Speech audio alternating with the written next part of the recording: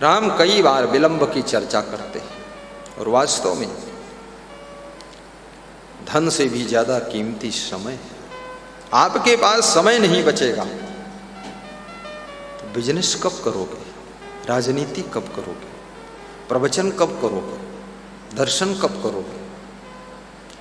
तुम बहुत धीमी स्पीड से कार्य करोगे तो आपके पास समय बचेगा ही नहीं जो कुछ नया कर सको, बड़ा कर सको। इसलिए बहुत जो बुद्धिजीवी होते हैं वे अधिक सोते भी नहीं। बुद्धू ही ज़्यादा सोएगा, भले वो इंग्लिश बोलता हो, हिंदी बोलता हो, मैथमेटिक के क्वेश्चन हल कर देता हो, लेकिन खुद ही हलाहल बना हुआ। बुद्धिमान व्यक्ति ज़्यादा सोता नहीं, एलर्ट। बुद्धिमान बहुत अधिक समय तक खाता भी नहीं।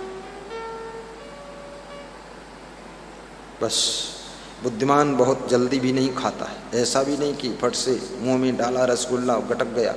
वो समझता है कि हजम नहीं होगा, चबाना भी चाहिए। कितने लोग तो दाल भात मिला करके उठाकर पी भी लेते, कितने लोग तो मैंने देखा खीर उठाकर पूरी पी लिया। मैंने कहा ऐसा क्यों किया? बोले जल्दी बहुत है।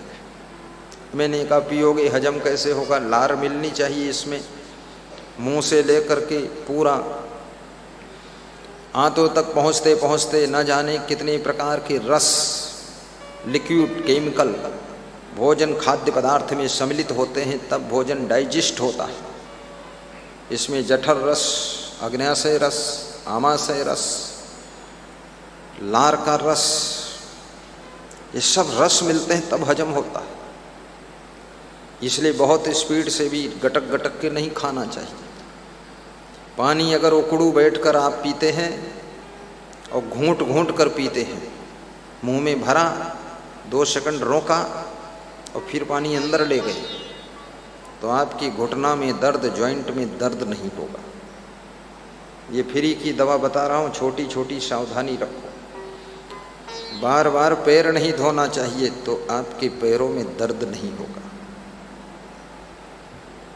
याद रखना, मुंह बार बार धोना चाहिए, हाथ धो लेना चाहिए। हाथ और मुंह धो करके, पैर धो करके, स्नान करके कभी एसी की हवा तुरंत लेना नहीं चाहिए, कूलर की हवा नहीं लेना चाहिए, पंखे की हवा भी नहीं लेना चाहिए। थोड़ा 5 मिनट सामान्य टेम्परेचर बॉडी का होने दीजिए। योगा करने के बाद तुरंत स्नान नहीं करना चाहिए। योगा करने के बाद तुरंत हाथ पांव मुंह नहीं धोना चाहिए। योगा करने के तुरंत बाद पानी नहीं पीना चाहिए। योगा के तुरंत बाद कुछ खाना भी नहीं चाहिए 10 मिनट तक। योगा के तुरंत बाद पंखे की हवा, कूलर की हवा, एसी की हवा भी नहीं खाना चाहिए। शरीर का टेम्परेचर योगा करने के बाद बढ़ जाता है, इसलिए उस टेम्परेचर को सामान्य डिग्री में आने दीजिए। ये छोटी छोटी सावधानियां आपके स्वास्थ्य को सुधारती है। प्यास लगने पर पानी पीना चाहिए। अधिक समय तक पानी न पीने से गला सूख जाता, लार सूख जाती है। फिर जब पियोगे तो पानी भी अंदर जाने में मुश्किल होगी। तुम कहोगे गले में फंदा लग रहा, फंदा वंदा कुछ नहीं है, वहाँ नाली सूख गई है इसलिए रुक रहा है, वहाँ गीलापन खत्म हो गया है, वाटर कम हो गया है। ये शरीर वाटर कूल्ड है, एयर कूल्ड है, इसमें वाटर भी चाहिए, हवा भी चाहिए। इसलिए बाहर से भी जब हवा लगती है तुम्हारे बदन में, तुमको बहुत अच्छा लगता है कभी कभी। इसलिए महिलाएं जहाँ रहती हैं घर में, वहाँ जब पुरुषों को जाना हो थोड़ा खांस करके जाना चाहिए, ताकि कभी उनको अपने बदन में हवा आराम से ले रही हैं तो समझ जाएं कोई पुरुष आ रहा है, तो अपने बदन को वस्त्र से ढांक लेंगी। क्योंकि हर समय ये कपड़े पहनने से, मैं देखता हूँ पगड़ी जब खोलता हूँ तो मेरे को ऐसा लगता है कि बहुत बड़ा वजन उतर गया है, और सिर में हवा लगती है तो बड़ा सुख मिलता है। लेकिन अब किसी को मिलना होता है या सत्संग में आना है तो फिर तुरंत पगड़ी रख लेता हूँ, टोपी जैसे रख लिया। क्योंकि अपनी वेशभूषा में, पुलिस जवान भी अपनी वेशभूषा में आ जाता है, तुरंत कमरे में पहुँचता है। तो आज एक पुलिस जवान को देखा मैंने, तो बड़ा दुबला पतला है, एकदम डिगडिगा डिग डिग कलंदर घूम रहा है। तो हमने कहा अरे ये तो अभी ड्रेस पहनकर निकला था, बड़ा चुस्त दुरुस्त लग रहा था, ये कैसे इतना दुबला हो गया? हो गया थोड़े हो था ही पहले, लग रहा था ठीक ठाक है, तो ये अपनी ड्रेस होती, पर उसका भी बदन हवा मांग रहा है, एयर लगनी चाहिए।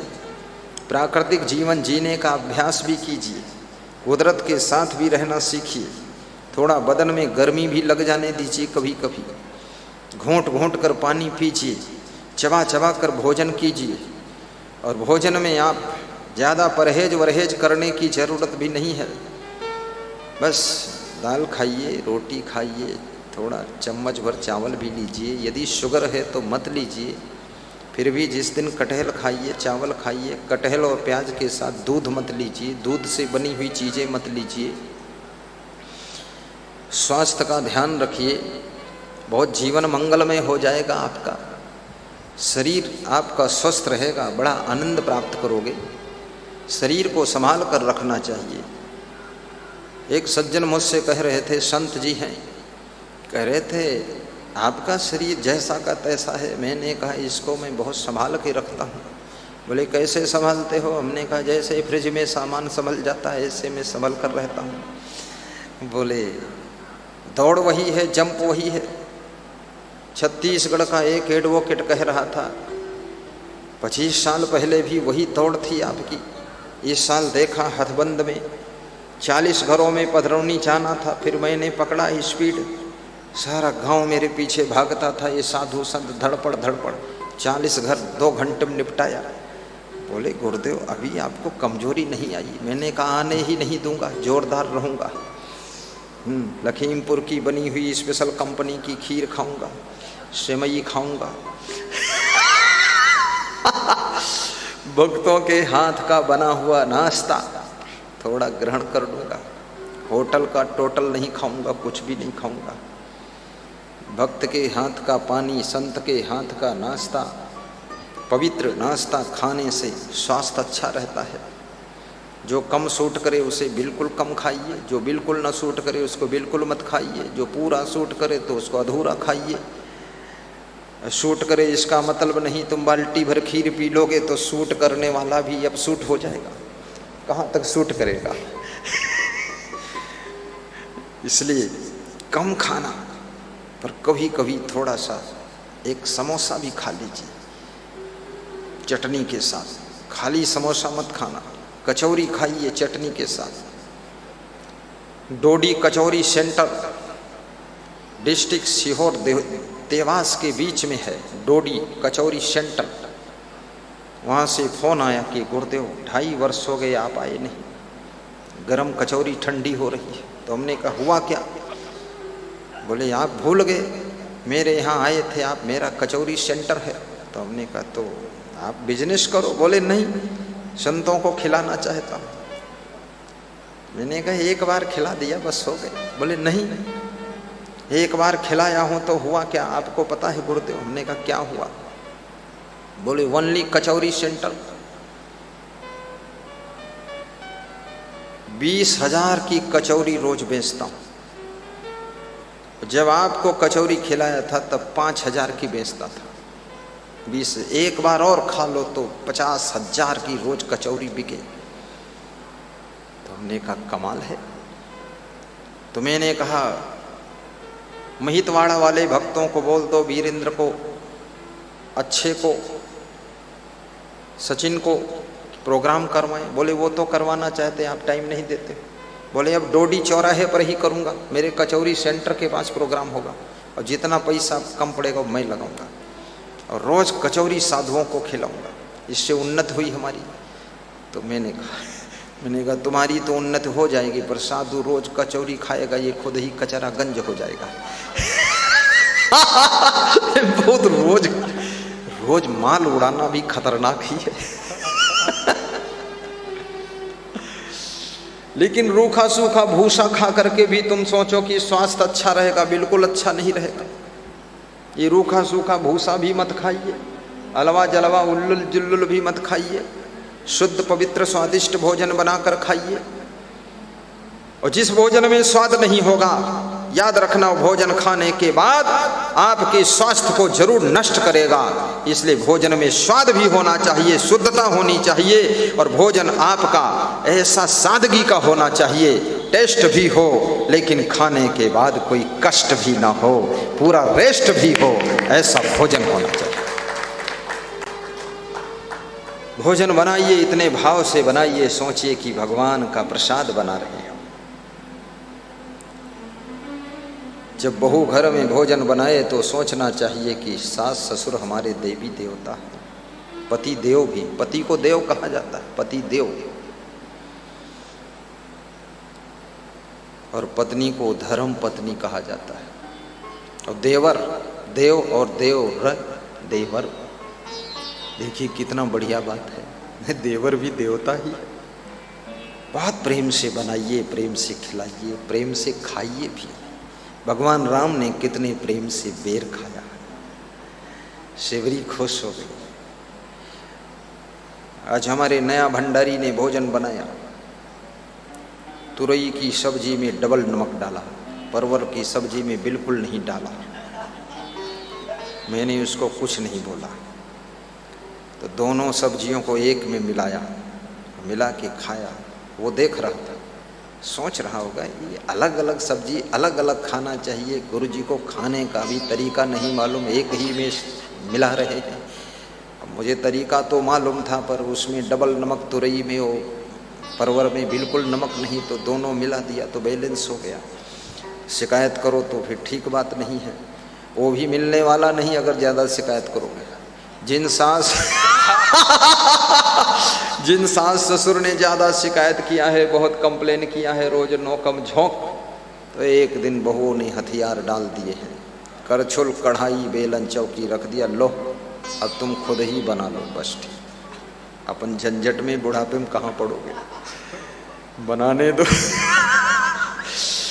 और जिस पति ने ज़्यादा शिकायत किया है, पत्नी जब मायके जाती है 2 दिन के लिए, अपनी माँ से मोबाइल करके बोल देती है, माँ कह देना मैं बहुत बीमार हूँ, मुझे बुला लो, बहाना करके। माँ फोन करती है दामाद को, जमाई जी मैं बहुत बीमार हूँ, मेरी बेटी को भेज दो, थोड़ा देख ले, बचने को उम्मीद नहीं है, बीमार बिल्कुल नहीं है, धमधूसर बनकर बैठी है। और बेटी वहाँ जाती है, माँ बेटी दोनों आराम से लेटी है रहती है। माँ कहती है अब कब जाएगी ससुराल? बोले अब 1 महीना तो नहीं जाऊंगी, क्योंकि पति देव भी खुश नहीं होते किसी काम से, वहाँ क्या जाना है। इसलिए काम करने वालों से थोड़ा खुश भी होइए, अन्यथा वो हथियार डाल देंगे, हथियार डाल देंगे। कल हमारे शाम को संत सीलकर जी मिले, इलेक्ट्रॉनिक इंजीनियर। वो कभी कभी मिलते हैं, रहते तो इसी आश्रम पर, मिलते कभी कभी। उनका मिलना ऐसे है जैसे गोलर के फूल का दर्शन होना। गोलर के फूल हैं, बहुत बिजी रहते हैं। कहाँ बिजी रहते हैं? हमारी सेवा में, बहुत बड़ी जिम्मेदारी है। तो कल शाम को मिल गए वे, मैं राउंड कर रहा था, तो बोले कि गुरुजी जो 9 अगस्त का प्रवचन था ना, बहुत टॉप का था, और आज 10 अगस्त वाला भी बहुत टॉप का रहा है, स्पीड अच्छी थी। तो मैं मुस्करा दिया। अब वो मेरे प्रवचन की प्रशंसा कर रहा था। वो भी खिलाड़ी है, होशियार है, बुद्धिमान है, सोचता है प्रशंसा करो नहीं तो गुरुदेव भी हथियार डाल देगा, ढीला हो जाएगा, बिगाड़ देगा प्रवचन। कर दिया उसने 2 प्रशंसा मेरी। फिर शाम को फोन आ गया बेगूसराय बिहार से हीरा लाल का। बोले जो प्रवचन इस समय 2 दिन से जो हो रहा है, मेरी पत्नी रीना देवी साहू कह रही थी गुरुदेव एक्सीलेटर पर पांव जब से धरते हैं टॉप गियर में ही गाड़ी चलती है। इतना झार झार झार झार प्रवचन, लगता है फिर से नौजवान हो गए गुरुदेव। तो हमने कहा बिल्कुल पिंड खजूर खाया हूँ, दूसरे को पिंड भी सही कर दूंगा। पिंड ब्रह्मांड, अंड पिंड ब्रह्मांड सब सही हो जाएंगे पिंड खजूर खा के। वो देखिए, स्वस्थ रहने से ही तुम सब कुछ कर सकते हो।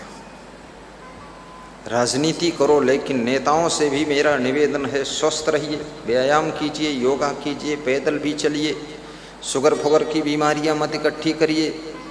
साधु संतों से भी निवेदन है अपने को स्वस्थ रखिए, कम खाइए, चबा चबा कर खाइए, विश्राम भी थोड़ा कीजिए, काम भी कीजिए, मेहनत कीजिए, योगा कीजिए, व्यायाम कीजिए, स्वस्थ रहिए, ताकि आप धर्म का प्रचार प्रसार तेज गति से कर सकें। गृहस्थ आश्रम में रहने वालों से भी मेरा यही निवेदन है कि अपने शरीर को स्वस्थ रखने की फिक्र कीजिए। भयंकर बीमारियों के शिकार मत होइए, स्वस्थ रहिए, मस्त रहिए, प्रसन्न रहिए, चिंता भी मत कीजिए, टेंशन भी मत कीजिए, घर को अच्छी तरह संभालिए। हंसते हंसते बाल पक जाए, उम्र बूढ़ी हो जाए, लेकिन शरीर बूढ़ों जैसा कमजोर नहीं होना चाहिए। दमादम मस्त कलंदर तुम्हारा पहला नंबर रहना चाहिए, ऐसा। और इसी के फार्मूले मैं आपको सिखा रहा हूं। ज्यादा स्नान भी मत कीजिए। पानी मिल गया तो बिल्कुल मछली की तरह, मगरमच्छ की तरह पानी में पड़े हो तो भी बीमार हो जाओगे। थोड़ा स्नान भी कीजिए, नहीं तो सब त्वचा सड़ जाएगी, स्किन छड़ जाएगी, खाल सड़ जाएगी, चर्म रोग पैदा हो जाएगा। थोड़ा नहाइए भी। बहुत साबुन भी मत खींचिए, ईंट लेकर के पीठ मत खींचिए। कितने लोग ईंट लेकर पीठ खींचते कि पीठ भी गोरी कर दूंगा। गोरी वोरी नहीं होगी, खाल छोल जाएगी, घाव हो जाएंगे। मलहम पट्टी करोगे, 10-15 दिन में ठीक हो पाओगे। नहीं, ज़्यादा उत्पात मत बचाइए। शरीर बहुत कोमल है, एक गुलाब के फूल से भी कोमल है, बहुत नाजुक है। और मन उससे भी ज़्यादा कोमल है, मन बहुत कोमल है, इसलिए इनको संभाल कर रखो। शरीर आपका ठीक है, पहली बात तो आप खुश रहोगे, शरीर ठीक होगा, आप प्रसन्न रहोगे। दूसरी बात, आपका शरीर यदि ठीक है तो आपका लक्ष्य आप आसानी से पूरा कर सको। शरीर को बहुत भारी मत होने दीजिए, पेट मत निकलने दीजिए, फैट मत बनने दीजिए, वेट ज़्यादा मत बढ़ने दीजिए। हफ्ते में एक बार तौलिए भी, जहाँ इतना सामान खरीदा है तौलने वाली मशीन भी खरीद लो, उस पर खड़े हो जाइए। हफ्ते में एक बार 3 दिन बाद खड़े हो जाइए, देखिए आधा किलो बढ़ाते क्यों बढ़ा, उसकी फिक्र करिए, उसको घटाइए, घटेगा फिक्र करो। पूरा भोजन खाना बंद मत करिए, केवल दूध ही दूध मत पीजिए, क्योंकि दूध पीने से पेट में कॉन्स्टिपेशन, कब्जियत हो जाती, पेट साफ नहीं होता, पेट में जाम लग जाती है। और पेट में अगर कब्जियत रहती है तो जामफल खाइए। जामफल का मतलब होता है अमरूद खाना। अमरूद सुबह सुबह खाइए, शाम को मत खाइए, सर्दी जुकाम हो जाएगा, बुखार आ जाएगा। शाम को खीरा मत खाइए, सुबह लीजिए अमरूद और नमक, धनिया, मिर्च, मसाला वाला पीस करके उसमें मिला करके और काट काट कर चबा चबा कर खाइए। केवल अमरूद, ओनली अमरूद। आप देखिए, दुनिया की सबसे श्रेष्ठ दवाई है, पेट को साफ करने वाली, भूख बढ़ाने वाली, कब्जियत खत्म करने वाली, फैट, पेट तीनों को खत्म करेगी और आप एकदम स्वस्थ एहसास करेंगे और उसका रिजल्ट ला करके आपको दूसरे दिन सवेरे वो दे देगा। इसलिए अमरूद खाइए, थोड़ा कभी कभी अंगूर खाइए। अंगूर खाने से आपके बदन के अंदर ग्लूकोज पहुंचता। सेव खाइए, उससे आपका लीवर कंप्लीट रहेगा। कभी कभी सेव भी खाइए। आम खाइए, फलों का राजा, फिर तुम बहुत राजी रहोगे। थोड़ा आम खाइए। अब ऐसा भी नहीं है कि 1 किलो आम खाकर बैठे हैं फिर बता रहे पेट में दर्द है, ये लफड़ा भी मत पालिए। थोड़ा खाइए, थोड़ा दूसरों को भी खिला दीजिए। कम भोजन।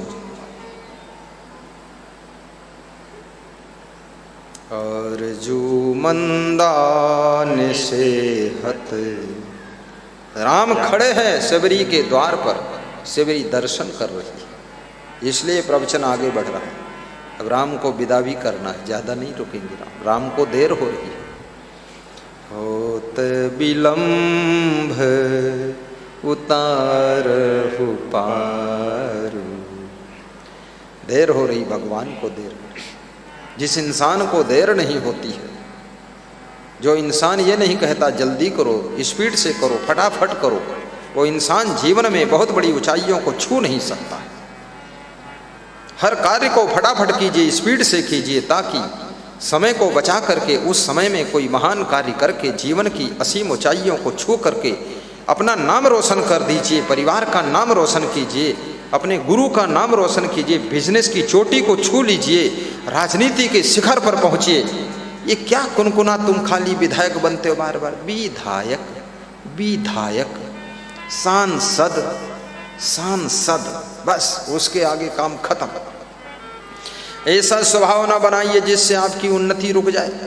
उल्लुल जुल्लुल भाषा मत बोलिए, राजनीति में तालमेल बिठा कर रखिए, नहीं तो जिंदगी भर सांसद विधायक बने रहोगे, मिनिस्टर बनने का सौभाग्य प्राप्त ही नहीं होगा। थोड़ा समता सुमत तालमेल बिठा करके चलिए, वहाँ भी पार्टियों के साथ में उत्पात खुराफात फालतू बात मत करिए, क्योंकि हर क्षेत्र में आपके सब जितने अंग प्रत्यंग हैं सबके ऊपर संयम होना चाहिए, वाणी पर भी संयम। बोलने से पहले सोच लो, अगर इस पार्टी वाले को मैं ये बोलूंगा तो इसका परिणाम क्या होगा।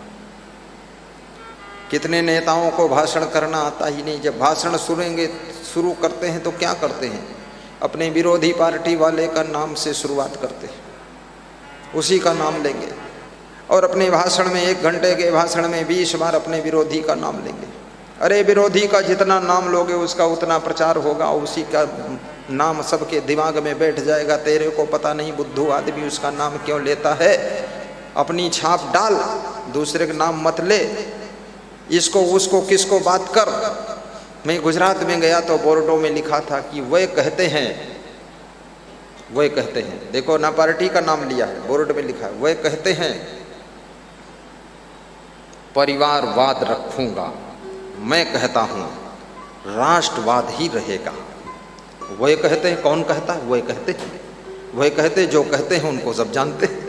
अब पार्टी का नाम लिखे अपने बोर्ड में, पैसा अपना खर्च हुआ, बोर्ड अपना लगा, दूसरे पार्टी का नाम लिखो, दूसरे नेता का नाम लिखो, तो वो बुद्धिमानी की बात थोड़े। वह कहते हैं और मैं कहता हूँ कितना होशियार आदमी। मैंने कहा बहुत चतुर खिलाड़ी लोग हैं। आज के श्रोताओं के रूप में पधारे हुए श्री अनिल गुप्ता, फौजी रिटायर, हनुमान जी के महान भक्त, उनको व्यास का भी आशीर्वाद दे रही है। उनके पिता श्री रघुनाथ सेठ जी को भी व्यास का जी धन्यवाद दे रही। खड़े हो। श्री विकास गुप्ता लखीमपुर से जथा नाम तथा गुण विकास करने में बिजी हो जाते हैं, तो माँ और भाई परिवार आगे आ जाता है, पीछे से विकास करते करते आते हैं और उसी विकास से हमारा भी विकास करते हैं, फल फ्रूट ले आते हैं। फल फ्रूट लाए हो, ठीक है, तुम पीछे ही आओ, फल जरूर लाओ।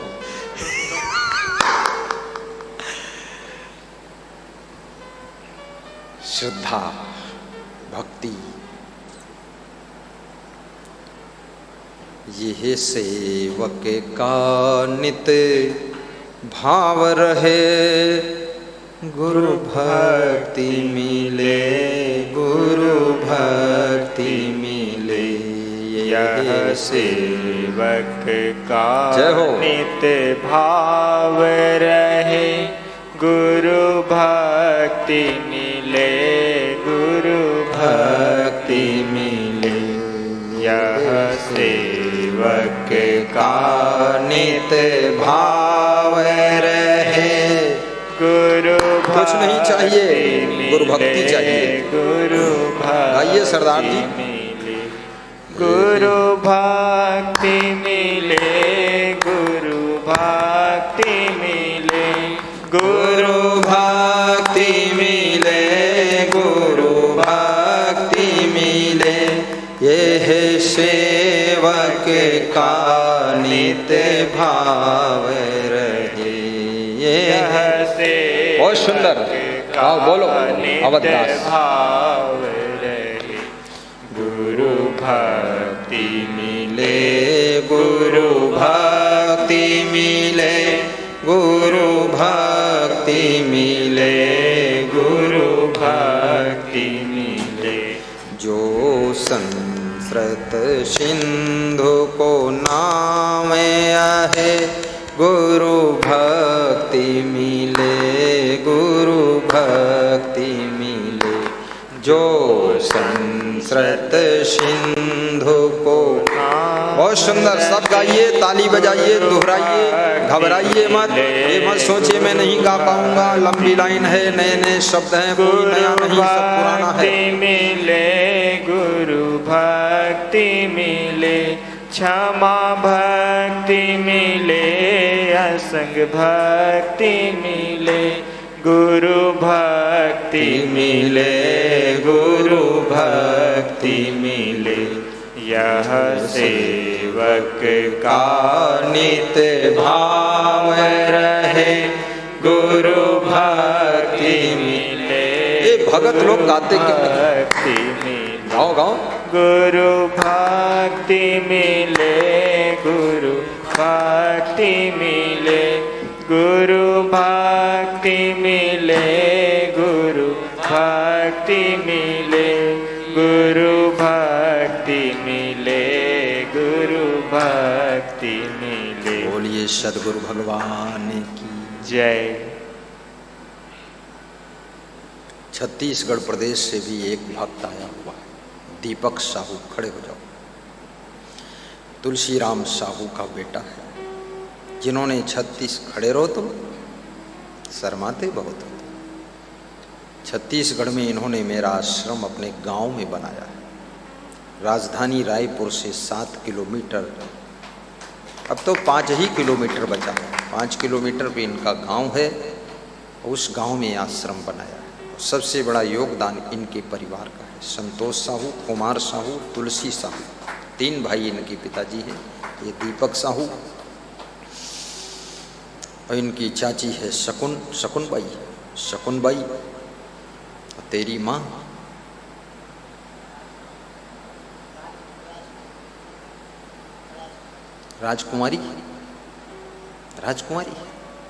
राजकुमारी से इसका जन्म हुआ। मुस्कुराओ, दांत खोलो, ठीक है, बैठो। मैं सोच रहा था, ये लग रहा दीपक साहू है, फिर मैं कंफ्यूजन में था, ये कब आए हैं, मिले नहीं, अभी देखा हूँ। धन्य हो। भगवान श्री राम से शबरी कहती है, प्रभु थोड़ी देर और दर्शन दीजिए। राम थोड़ी देर और दर्शन देते हैं। राम सरल है, शबरी के कहने से थोड़ा रुक जाते हैं। जो सरल व्यक्ति होता ना, वो दूसरों का कहना भी थोड़ा मान लेता है। जो ज़्यादा जटिल है, जिद्दी है, हठी है, वो दूसरों का बिल्कुल नहीं मान। अपने मन से तो 2-3 दिन पड़ा रहेगा, रुका रहेगा, और तुम कहोगे तो नहीं, बोलेगा अब तो विचार बन गया, अब तो जाना ही है, गठरी उठा के निकल पड़ेगा। जिद्दी आदमी, सरल नहीं। राम रुक जाते हैं। शबरी राम को देखते देखते